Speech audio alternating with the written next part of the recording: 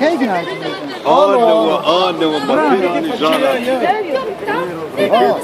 Anche perché Perché Nike. anche perché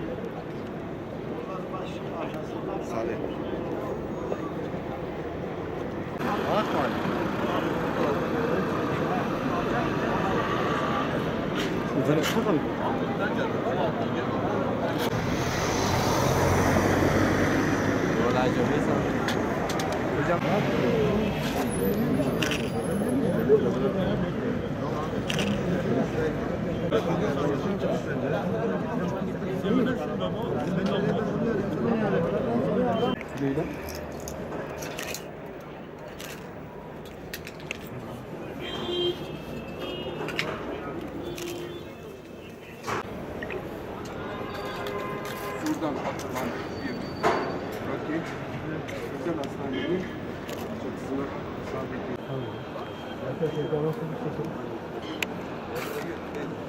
Kayıttan mı?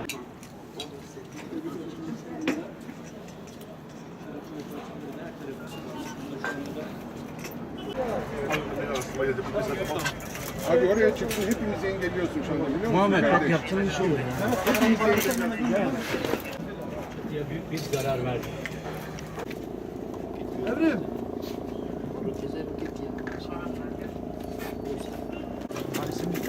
Yok benim değil hocam. Buradaki arkadaşların gölgesi. Abi bu tarafa çıkabilir misin? Patlama çok büyük, çok büyük, küçük patlama.